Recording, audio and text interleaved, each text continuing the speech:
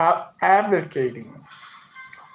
I've covered this topic once before, but I'm going to go in a little bit more of a detailed type of deal.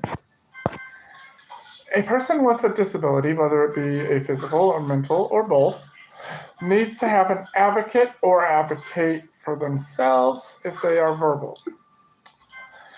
A verbal person can advocate for themselves, whereas a nonverbal has to have an advocate for them no matter what, pretty much for the rest of their life.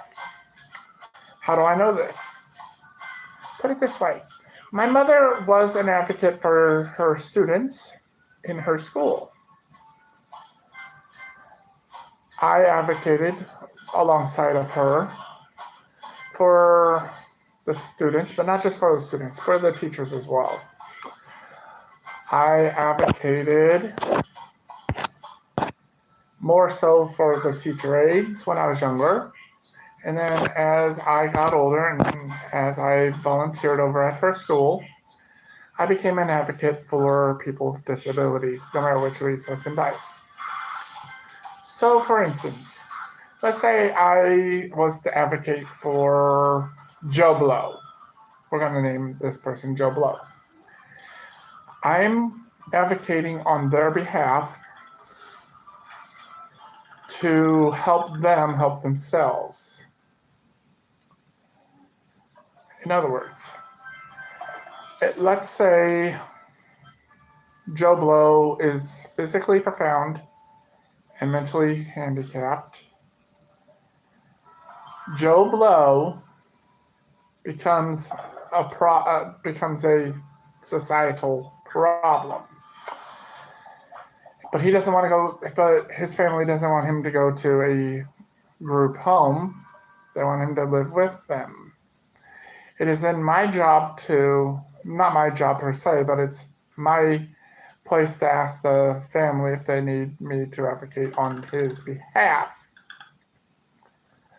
Meaning, I'm not his guardian or anything like that. I'm just advocating on his behalf.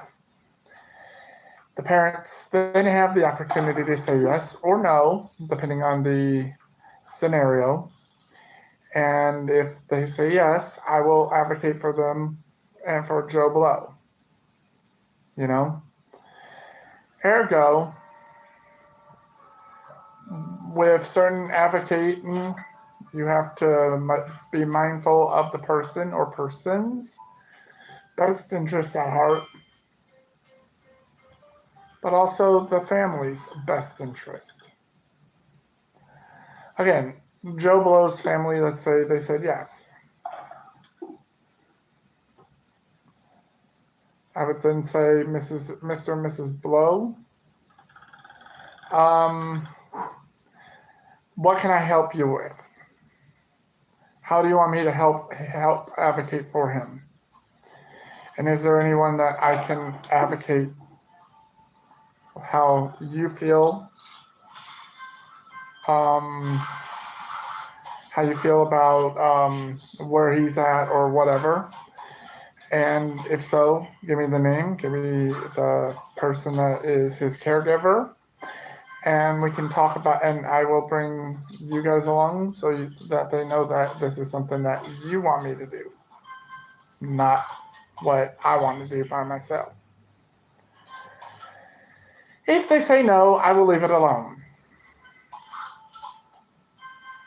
You know, so advocating means not just for yourself, but for other people as well, if they cannot advocate for themselves.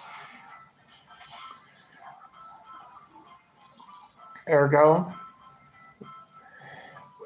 start with self-advocation first, then work your way to advocating for someone else.